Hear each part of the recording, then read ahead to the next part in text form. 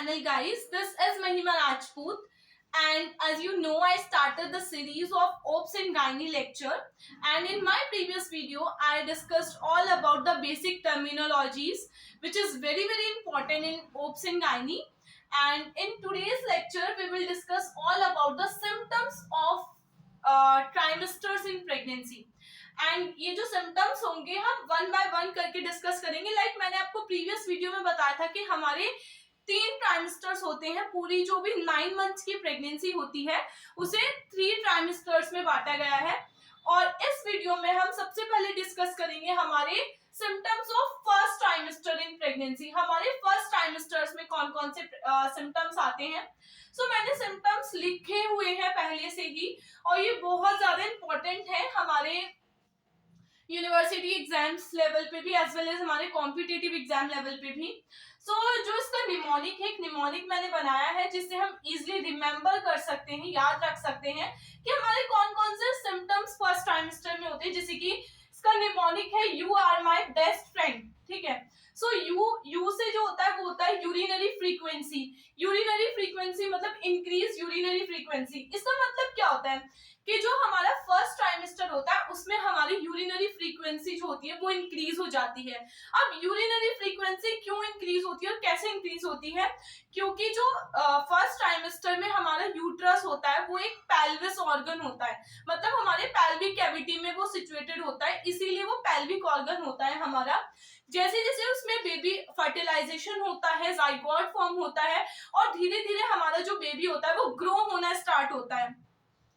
अब जैसे जैसे बेबी हमारा ग्रो होना स्टार्ट होता है धीरे धीरे यूट्रस एक्सपेंड करता है, मतलब धीरे धीरे वो आगे की तरफ बढ़ता है. जैसे कि मैं आपको बताऊं, ये हमारा यूट्रस है, ठीक है, और इसमें ये हमारा क्या हो गया, जाइगोट फर्टिलाइज्ड हुआ है. ठीक है. अब ये जो जाइगोट है इसमें ये सेल डिवीजन करेगा, जो मैं आपको आगे आने वाले लेक्चर्स में बताऊंगी किस तरीके से जो सेल डिवीजन है वो होता है.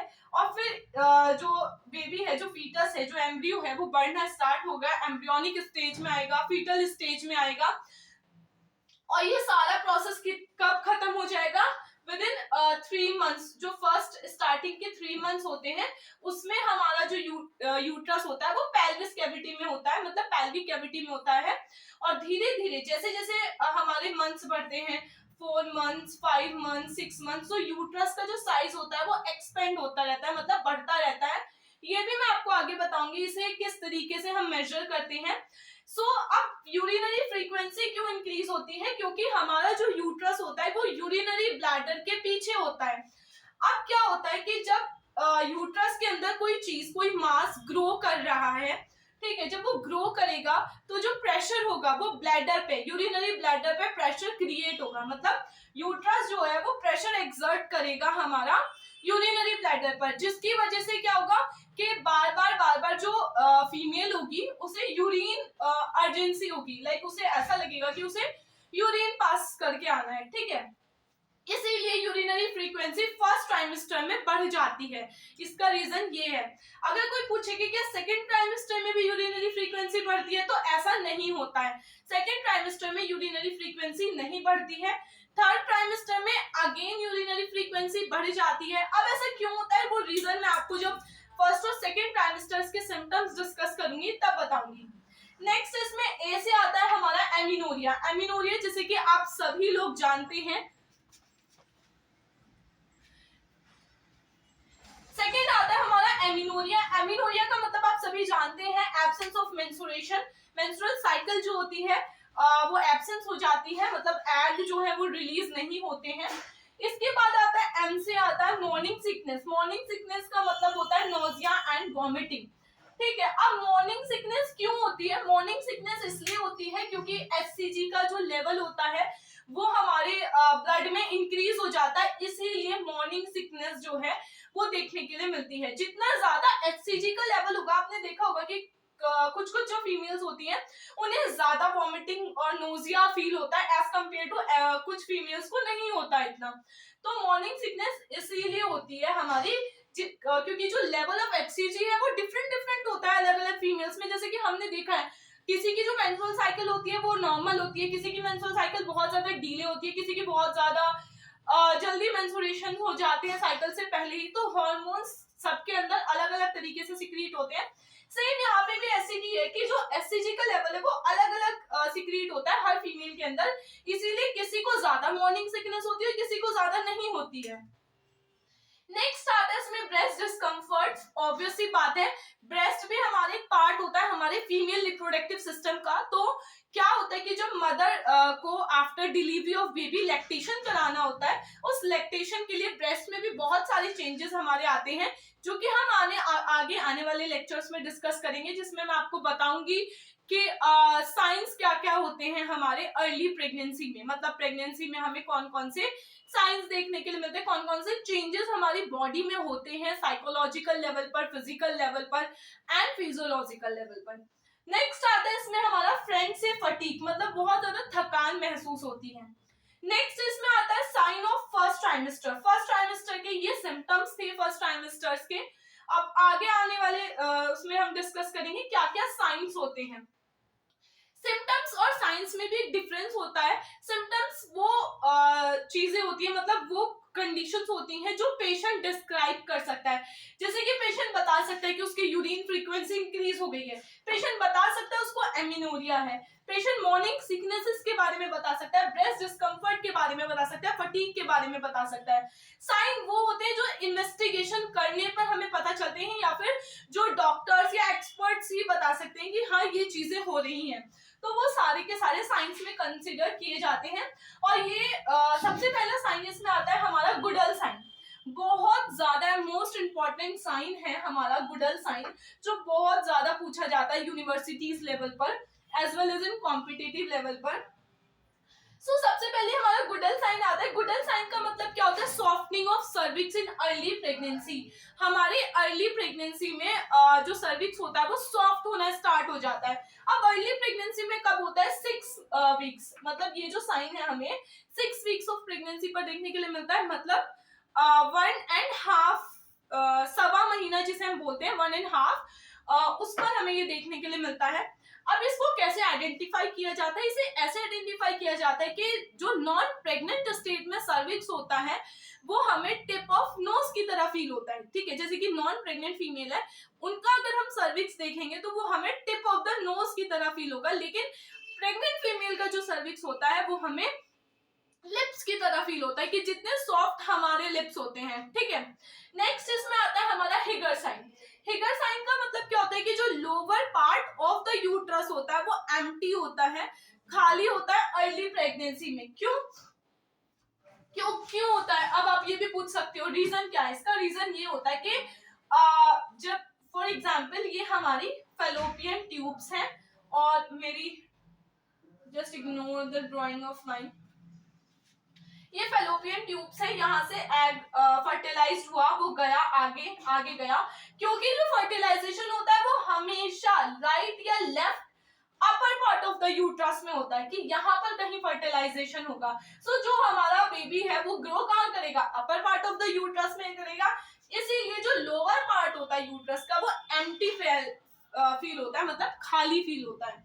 और ये हमें 6 to 10 वीक्स ऑफ प्रेगनेंसी पर पॉजिटिव देखने के लिए मिलता है, ये साइन हिगर साइन हमारा। नेक्स्ट आते हैं स्मर साइन। पिस्केसर साइन में क्या होता है? Unequal growth of the uterus in early pregnancy.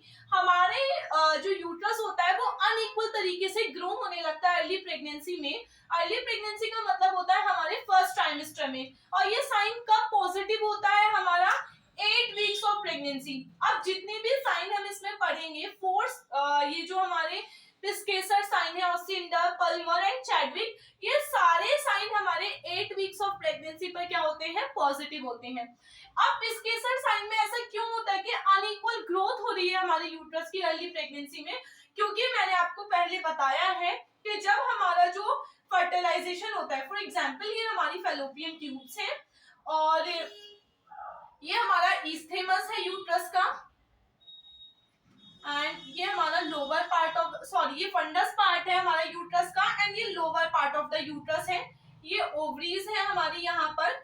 अब जब फर्टिलाइजेशन होता है, जो कि हमारे फैलोपियन ट्यूब्स में हो जाता है एम्ब्यूलरी इस्थेमिक जंक्शन में, फर्टिलाइजेशन होने के बाद जब हमारा जो जाइगोट होता है वो ट्रेवल जाता है देन वो इम्प्लांट हो जाता है हमारे फंडस पार्ट में कहीं पे भी। जब वो इम्प्लांट होता है वो ग्रो करेगा, धीरे धीरे क्या होगा, इम्प्लांटेशन होगा। इम्प्लांटेशन के प्रोसेस में ये जो जाइगोट होता है ये ऊपर की तरफ हमारा क्या हो जाता है, पुश हो जाता है, ऊपर की तरफ इम्प्लांट होता है, हमारे 3 लेयर्स में डिवाइड हो जाता है हमारा यूट्रस, जो कि ये सब चीजें मैं आपको आगे आने वाले लेक्चर्स में बताऊंगी। यहाँ पर हमारा मोस्ट इंपॉर्टेंट पार्ट ये है कि जब ये यूट्रस जाइगोट इम्प्लांट होता है हमारा, तो इम्प्लांटेशन के बाद ये ग्रो करना स्टार्ट करता है। जब ये ग्रो करना स्टार्ट करेगा तो जो शेप ऑफ द यूट्रस होगा वो इस तरीके से हो जाएगा, क्योंकि ऊपर की तरफ ग्रो करेगा, इसीलिए क्या है, अनइक्वल ग्रोथ होती है यूट्रस की अर्ली प्रेगनेंसी में। नेक्स्ट इसमें आता है हमारा ओसेंडर साइन। ओसेंडर साइन में क्या होता है, pulsation felt in lateral fornix of vagina.